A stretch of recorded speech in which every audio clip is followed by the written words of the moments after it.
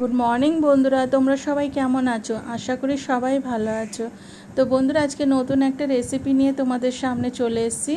আজকে আমি বানাবো ব্ল্যাক পেপার চিকেন। তো আমি এখানে চিকেনটা ভালোভাবে পরিষ্কার করে ধুয়ে নিয়েছি। আর এখানে আমি 2-3টে পেঁয়াজ এইভাবে কেটে নিয়েছি, 4-5টা কাঁচা লঙ্কা নিয়ে নিয়েছি, কিছুটা পুদিনা পাতা নিয়েছি, আর 2-3টে এলাচ নিয়েছি, আর 2টো দারচিনি নিয়েছি, আর 2টো তেজপাতা নিয়ে নিয়েছি। তো এখানে আমি কড়াইয়ের মধ্যে চিকেনটা নিয়ে নিলাম।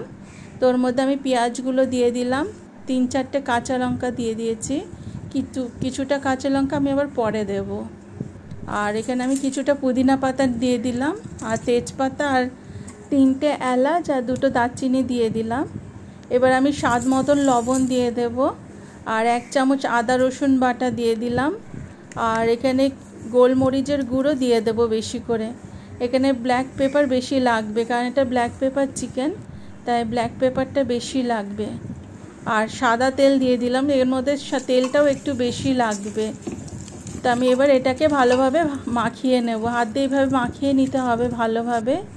তো এখানে আমার মাখানো হয়ে গেল। এবার আমি কিছুটা গোটা গোলমরিচ দিয়ে দিলাম। তো এবার দিয়ে আমি কিছুক্ষণ আধা ঘন্টা না তো 1 ঘন্টা এটা ম্যারিনেট করে রেখে দেবো আমি। তো বন্ধুরা, 1 ঘন্টা পর ফিরে আসলাম। তো আমি কড়াইটা গ্যাসে বসিয়ে দিয়েছি। কিছুক্ষণ পরে চিকেন থেকে অনেকটা জল ছেড়ে দিয়েছে। এর মধ্যে কোনো জল লাগবে না, এই চিকেন থেকে যে জলটা বেরোবে ওটা দিয়ে আমার চিকেনটা হয়ে যাবে। তো এরকম আমি ভালোভাবে নাড়াচাড়া করে নিলাম, নিয়ে আবার ঢেকে দেবো আমি কিছুক্ষণ। এর মধ্যে কোনো জল লাগবে না।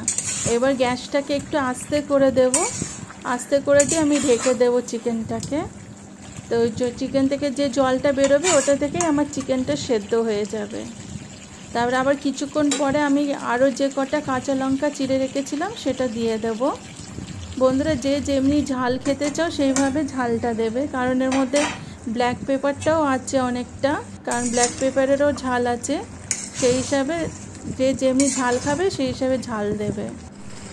তো বন্ধুরা দেখুন, চিকেন থেকে অনেকটা জল ছেড়ে দিয়েছে, আর প্রায় হয়েও এসে চিকেনটাও আমার সেদ্ধ হয়ে গেছে এখানে।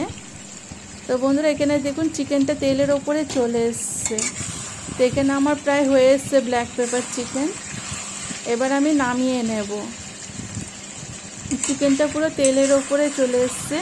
এখানে বন্ধুরা আমার তৈরি হয়ে গেছে ব্ল্যাক পেপার চিকেন। তো বন্ধুরা, এটা একটা দারুণ একটা রেসিপি, তোমরা একবার বাড়িতে বানিয়ে খেয়ে দেখবে, তোমাদের সবার খুব ভালো লাগবে। তো বন্ধুরা, এই ব্ল্যাক পেপার চিকেন অনেক কম মশলায় অনেক কম সময়ে তৈরি হয়ে যায়। তোমরা একবার অবশ্যই বাড়িতে বানিয়ে খেয়ে দেখবে। বন্ধুরা, আমার এই রেসিপিটা তোমাদের যদি ভালো লাগে তাহলে একটা লাইক করে দিও। আর যেসব নতুন বন্ধুরা আমার ভিডিওটা দেখছো সেসব নতুন বন্ধুরা আমার চ্যানেলটা সাবস্ক্রাইব করে দিয়ে আমার পাশে থাকার জন্য অনুরোধ রইল। আর পুরনো বন্ধুরা আমার পাশে থাকার জন্য অসংখ্য ধন্যবাদ। Thank you.